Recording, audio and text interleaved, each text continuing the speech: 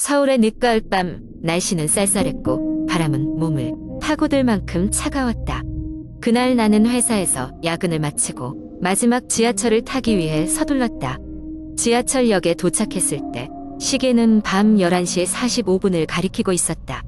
마지막 열차는 정확히 자정에 도착한다고 되어 있었다. 플랫폼에는 몇몇 사람들이 더 있었다. 그들은 대부분 스마트폰 화면에 몰두하거나 이어폰을 낀 채 음악을 듣고 있었다.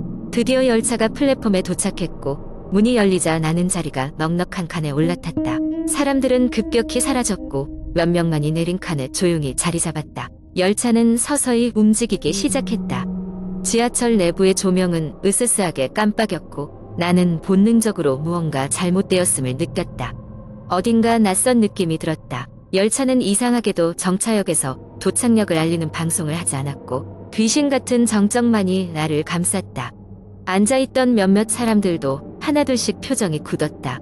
그중 한 명인 중년 남자 가무원가를 중얼거리기 시작했는데 그의 말은 이곳이 아닌 다른 한 곳으로 가고 있다는 불안한 내용이었다. 나는 더 이상 스마트폰을 보지 않고 남자의 말을 귀담아 듣기 시작했다. 다른 승객들도 그의 말을 듣고는 서로 눈빛을 교환하기 시작했다. 열차는 계속 달렸다. 시간이 지나면서 우리는 점점 어두운 터널 속으로 더 깊숙이 들어가는 것처럼 느껴졌다. 창문 밖으로는 점점 희미해지는 불빛만이 보일 뿐이었다. 몇 번째 역을 지나쳤는지 기억도 나지 않았다. 문득 창문에 비친 내 얼굴이 이상하게 왜곡되어 있는 것을 보고 소름이 끼쳤다. 곧이어 열차는 한 번도 본 적 없는 낯선 역에 멈췄다. 플랫폼에는 아무도 없었고 역명도 적혀있지 않았다. 하지만 가장 무서운 것은 열차 밖의 풍경이었다. 뿌연 안개 속에서 나타난 것은 언뜻 봐서는 사람의 형체로 보였으나 자세히 보면 형체는 뚜렷하지 않았다. 사람 같은데 사람이 아닌 그것들이 플랫폼 위를 서성이고 있었다. 내 옆자리의 사람이 갑자기 자리에서 일어났다. 그는 불안한 얼굴로 이곳에 계속 있으면 안 된다 고 말했다. 우리는 곧 그곳에서 벗어야 한다는 공통된 생각에 이르렀고 얼른 문 쪽으로 몰려갔다.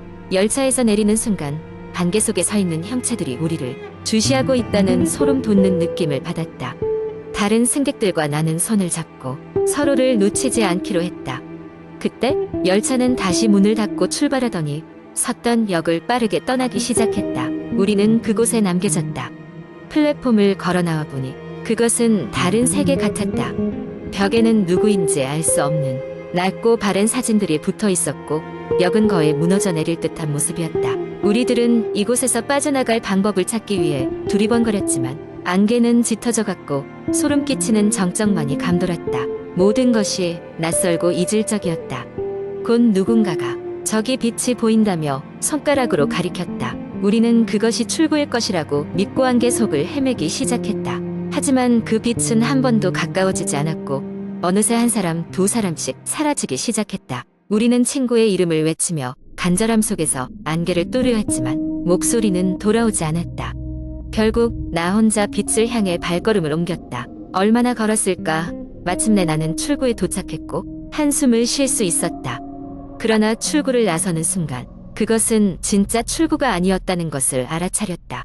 나는 여전히 그 낯선 역 안에 갇혀 있었고 안개는 다시 짙어져 나를 삼켜버릴 듯했다. 이 이야기는 내가 마지막으로 기억하는 순간이다. 이후 내가 어떻게 되었는지는 아마도 이곳을 경험한 사람들만이 알 수 있을 것이다. 그 낯선 역에서는 아무도 돌아오지 않았고 나는 여전히 그곳에서 헤매고 있다. 그리고 그곳에선 언제나 마지막 열차만이 날 기다리고 있을 뿐이다.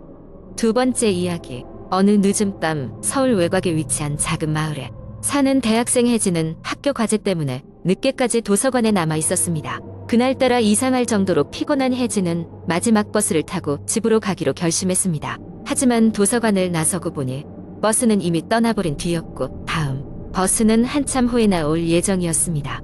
그녀는 주변을 둘러보다가 도서관 직원에게 택시를 부를 수 있을지 물어보려 했지만 이미 모든 직원이 퇴근한 후였죠. 방법이 없던 혜진은 용기를 내서 걸어서 집에 가기로 했습니다. 집까지 가는 길은 익숙했지만 어두운 밤길을 혼자 걷고 싶지는 않았습니다. 그는 조심스럽게 도로를 따라 걷기 시작했습니다. 길을 걷던 중 한적한 오솔길이 나타났습니다. 이 지름길은 그녀가 자주 이용하던 길이었지만 지금은 으슥하고 어두워 보였습니다. 그럼에도 불구하고 빨리 집에 가고 싶었던 혜진은 그 길로 들어서기로 했습니다. 오솔길을 걷고 있을 때 그녀는 누군가의 발소리가 뒤에서 따라오는 것을 느꼈습니다. 발걸음을 멈추고 뒤를 돌아보았을 때는 아무도 없었습니다. 긴장된 마음의 걸음은 점점 빨라졌고 그녀가 가속할수록 발소리도 그에 맞추어 빨라졌습니다. 이내 그녀는 달리기 시작했고 그와 동시에 발소리도 함께 속도를 내는 것이 아닙니까? 패닉에 빠진 혜진은 결국 도로 끝에 다다랐고 그곳에서 다시 한번 뒤를 돌아보았지만 여전히 아무것도 보이지 않았습니다. 그녀는 잠시 멈춰서 숨을 고르며 자신이 괜한 망상을 하고 있는 것이라 애써 마음을 진정시켰습니다. 그러나 이번에는 명확히 어딘가에서 여자아이의 웃음소리가 들려왔습니다. 그것은 희미하지만 분명하게 그녀의 귓가에 메아리 쳤습니다. 소름이 끼친 혜진은 다시 달리기 시작했습니다. 집에 거의 도착할 때쯤 혜진은 마을 입구에서 있는 낯선 여자를 보았습니다. 그 여자는 오래된 한복을 입고 있었으며 어디선가 본 듯한 얼굴이었습니다. 그녀가 누군지 생각해내려던 순간 그 여자는 나지막한 목소리로 드디어 왔구나 라고 말했습니다. 혜진은 그 목소리를 듣고 크게 흠칫 놀랐습니다. 그 목소리는 그녀의 꿈속에서 여러 번 들었던 익숙하고 기이한 소리였습니다. 당황한 혜진은 곧바로 자신의 집으로 뛰어들어갔습니다. 문을 잠그고 벽에 기대며 그는 자신이 경험한 모든 것을 곱씹어 보았지만 도무지 이해할 수 없었습니다. 그날 밤 그녀는 밤새도록 잠을 이룰 수 없었고 창밖에서 들려오는 발소리와 미소 짓는 여자아이의 모습을 잊지 못했습니다.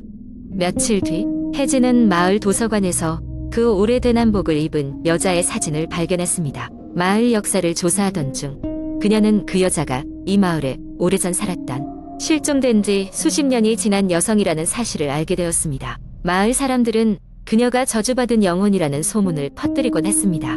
혜진은 그날 밤 오솔길에서 그 여성의 영혼을 만났음을 깨달았습니다. 그 후로도 종종 혜진은 그 오솔길을 지날 때마다 뒤를 돌아보곤 했지만 다행히도 그녀는 다시는 그 여자를 마주치지 않았습니다. 그러나 그녀는 여전히 밤마다 그 여인의 웃음소리를 들으며 잠에서 깨곤 했고 그것은 마치 그녀의 영혼이 아직도 어딘가에 머물러 있는 것과 같은 이상한 기분을 들게 했습니다. 세 번째 이야기. 한국 인터넷 커뮤니티에서는 다양한 공포 이야기가 종종 공유됩니다. 이번에 제가 작성할 이야기는 한적한 시골 마을에서 일어난 신비롭고 섬뜩한 사건에 관한 것입니다. 이 이야기의 배경은 실제로 존재하지 않는 가상의 마을이며 어디까지나 창작에 불과합니다. 한적한 시골 마을, 이름하여 달빛 마을이라고 불린 이곳은 산과 논으로 둘러싸여 있으며 도시의 복잡함과 소음에서 벗어나 자연의 평온함을 느낄 수 있는 곳입니다. 그러나 이 평화로운 마을에는 하나의 금기가 있었습니다. 그것은 마을 뒷산에 위치한 검은 숲에 밤에 들어가지 말라는 것이었습니다. 마을 사람들은 숲에 악귀가 산다고 믿고 그곳을 두려워하며 입을 다물곤 했습니다. 그러던 어느 늦은 여름밤, 이 마을에 새로 이사온 대학생 수연은 친구들과 마을에 대해 이야기하며 호기심을 가졌습니다. 그녀는 현대의 과학적인 사고에 익숙하여 전설이나 미신을 믿지 않았습니다. 그래서 수연은 오히려 그 숲을 탐험해보고 싶다는 욕구가 강하게 들었습니다. 수연은 친구인 민수, 지수와 함께 검은 숲으로 향하기로 계획했습니다. 노을이 지고 어둠이 깔리자 이들은 손전등을 챙겨 숲길로 들어가게 되었습니다. 처음에는 평범한 숲의 모습과 같았으나 숲의 깊숙한 곳으로 들어갈수록 기묘한 기운이 감돌았습니다. 나뭇잎 사이로 불쑥 나오는 한기의 기운, 그리고 저 멀리서 들리는 정체, 모를 속삭임이 그들을 감쌌습니다. 숲의 가운데쯤 이르렀을 때 갑작스러운 바람이 불며 수연의 손전등 불빛이 깜빡이기 시작했습니다. 순간 그녀는 나뭇가지 사이로 누군가 지켜보는 눈빛을 느꼈습니다. 그 느낌에 긴장한 수연은 친구들에게 돌아가자고 제안했지만 민수는 오히려 이런 상황을 스릴있게 여기며 더 깊이 들어가자고 했습니다. 계속 숲을 탐험하던 중 세 친구는 숲 한가운데 큰 빈터를 발견했습니다. 그곳에는 오래된 돌비석들이 원형으로 배열되어 있었고 중앙에는 마치 제단처럼 보이는 구조물이 있었습니다. 민수는 그곳에 더 가까이 가보고 싶어 했지만 지수는 그 제단에서 나오는 이상한 기운을 감지하고 이를 막으려 했습니다. 그러던 중 수연은 돌비석 사이에서 조그만 노트 하나를 발견했습니다. 낡고 해진 그 노트에는 누구의 것인지 알 수 없는 비밀스러운 기록들이 남아 있었으며 그중 몇 페이지는 읽을 수 없을 정도로 훼손되어 있었습니다. 그러나 온전한 페이지 한 장에서 수연은 다음과 같은 말을 읽었습니다. 그는 어둠 속에서 온다. 달이 차오르는 밤, 그는 혈육을 찾아 돌아온다. 그 말을 읽은 순간 갑작스럽게 바람이 더욱 세차게 불며 숲에 나무들이 마치 무너질 듯 흔들렸습니다. 이젠 민수마저 겁에 질려 서둘러 숲을 빠져나가자고 했습니다. 하지만 그들이 왔던 길로 돌아가려 할 때 길은 이미 사라진 듯 보였고 나무들은 전혀 다른 모습을 하고 있었습니다. 세 친구는 절망감에 휩싸였지만 최대한 침착하게 방향을 잡고 걸어나갔습니다. 마을 쪽에서 들려오는 희미한 종소리가 그나마 그들에게 방향을 알게 해주었습니다. 숲을 벗어나자 그들은 안도의 한숨을 쉬었지만 그 경험은 이미 그들의 마음 깊숙한 곳에 자리 잡고 있었습니다. 특히 수연은 그 이후로도 꿈에서 계속 그 숲의 재단과 노트를 보게 되었고 그것이 마치 그녀를 부르는 듯한 기분이 들었습니다.